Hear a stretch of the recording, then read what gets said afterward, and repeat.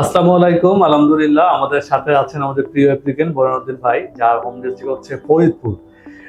International job visa সার্ভিসে 1 বছরের প্রথমে ভিসা পেয়েছে। তো আমরা হচ্ছে আজকে ভিসার পিছনের যে গল্প, সফলতার যে গল্প, এই গল্প নিয়ে আপনাদের সাথে উপস্থিত হয়েছি। আমি বাইজিদ আলম বাপ্পি, রেওয়া আইটি অ্যান্ড কনসালটেন্সি থেকে। বরুণ ভাই, কেমন আছেন? আচ্ছা, আলহামদুলিল্লাহ ভাই, ভালো আছি। আচ্ছা, ভিসা হাতে পেয়ে অনুভূতি কেমন লাগছে আপনার? অনেক ভালো লাগছে, আসলে দীর্ঘ প্রতীক্ষার ফল, অনেক ভালো লাগছে। আচ্ছা, ইন্টারন্যাশনাল জব ভিসাতে আপনি যাচ্ছেন, আপনার এখন পর্যন্ত এই জার্নিটা কতদিন সময় লেগেছে? আমি 2024 নভেম্বরের 16 তারিখে প্রথম কন্ট্যাক্ট করি। এটা ছিল 2026 সালের আজকে 26 জুনের। আচ্ছা, প্রায় দীর্ঘ আমার 16-17 মাস হয়ে গেছে। 16-17 মাস ধৈর্য ধরেছেন, হ্যাঁ। যার ফল আজকে হাতে পেয়েছেন। বরুণ ভাই, আপনার হচ্ছে ভাষাগত দক্ষতা কি আছে? আমার ল্যাঙ্গুয়েজ লেভেল আমার জিএফটি N4 লেভেল করা আছে এবং স্কিল টেস্ট দেওয়া আছে। স্কিল টেস্ট দেওয়া আছে, হ্যাঁ। আলহামদুলিল্লাহ, ভালো। আপনি মূলত জাপান কেন পছন্দ করেছেন? জাপানে তো আসলে যাওয়াটা প্রসেসিংটা একটু কষ্টের, অনেক সময় সাপেক্ষ বিষয়, ভাষা শিখতে হয়, টোটালি আছে একটু কষ্ট বিষয়টা। হ্যাঁ, জাপান কেন পছন্দ করেছেন? জাপান পছন্দ করছি আমি আসলে মূলত গত লাস্ট 5 ইয়ার্স আমি জাপানিজদের সাথে 2টা প্রজেক্টে কাজ করেছি, জাপানি ইঞ্জিনিয়ারদের সাথে অনেক। তো ওদের টেকনোলজি গিজোৎসু বলে এটাকে জাপানিতে, তো এটা আমার কাছে খুব ভালো লাগছে।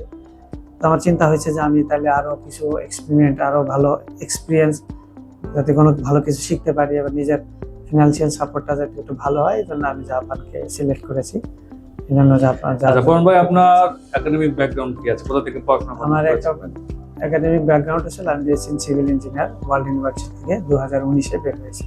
আচ্ছা, এখন যে ইন্টারন্যাশনাল সার্ভিসের যে ভিসাতে যাচ্ছেন, কি ধরনের কোম্পানি, কত টাকা স্যালারি ধরেছে? আমার এই কোম্পানিটা নিগাতা প্রিফেকচার, জাপানের কোম্পানিটা, যে ওদের ডিমান্ড ইস্যু অনুযায়ী আমাকে ওরা সিভিল ইঞ্জিনিয়ারিং কাজ, ডেমোলিশন থাকবে এবং সাথে সিওয়ারের ডিসপোজালের টাইপের কোনো কাজ থাকবে আর কি।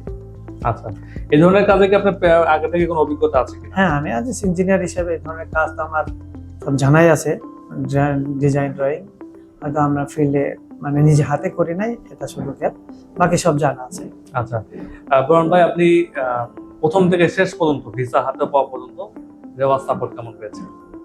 আলহামদুলিল্লাহ, সাপোর্ট পেয়েছি। তারা আমাকে যথেষ্ট সাপোর্ট দিয়েছে, সান্ত্বনা দিয়েছে। আমি কয়েকবার ব্রেকআউটও করেছিলাম, আমাকে ধৈর্য ধারণ করার জন্য বলেছে। আমি আলহামদুলিল্লাহ ধৈর্য ধারণ করেছি, তার ফল আজকে আমি পেয়েছি আলহামদুলিল্লাহ।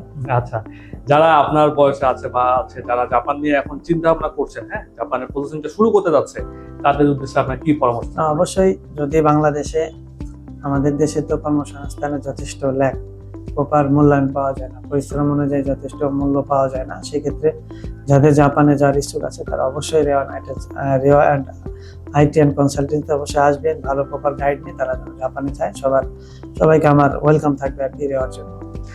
বরুণ ভাই, ফ্যামিলিতে কে কে আছেন? আমার ফ্যামিলিতে আমার মা আছে, আমার ওয়াইফ আছেন, আমার ছোট্ট একটা বাচ্চা আছেন 7 মাস বয়স, আর আমার ওয়াইফের আম্মা আছেন, আর ছোট্ট একটা বোন আছে। যাক, উনি কিন্তু ওনার পরিবারের একমাত্র উপার্জন করার ব্যক্তি আর কি। তো আমি রিকোয়েস্ট করবো যে সকলে ওনার জন্য দোয়া করবেন। এই ভিসাটা হাতে পেয়েছেন, এটা কিন্তু একদিনের কোনো ফল না। 17 মাস অপেক্ষা করার পর এই ফল। এই 17 মাস আসলে তার জীবনে অনেক চেঞ্জ, অনেক কষ্ট, অনেক কষ্টের জার্নি শেষ করে এই পর্যায়ে আসছে। সো আমি রিকোয়েস্ট করছি, আবারও রিকোয়েস্ট করছি, সকলে তার জন্য দোয়া করবেন, সে যেন জাপানে যে তার পরিবারকে সাপোর্ট করতে পারে। ঠিক আছে, আমাদের দেশের জন্য, ইকোনমিক চেঞ্জের জন্য, তার নিজের কেরিয়ার ডেভেলপের জন্য কাজ করতে পারে। দিন শেষে একটাই কথা, সে যেন কাজ করে তার স্বপ্নগুলো পূরণ করতে পারে। বরুণ ভাই, আপনি অবশ্যই ভালো থাকবেন। জাপানে যে আমরা চাই আপনার স্বপ্নগুলো ছোট হয়ে যায়। আর এতদিন সময় লাগার পেছনে আমরা আসলেই আমাদের দিক থেকে চেষ্টা করেছি, কিন্তু জাপান হচ্ছে স্ত্রীগুলো অনেক সময় লেট হয়ে যায়। এই জন্য আমরা আন্তরিকভাবে দুঃখ প্রকাশ করছি। আর আপনার জন্য অবশ্যই শুভকামনা থাকবে। আসসালামু আলাইকুম।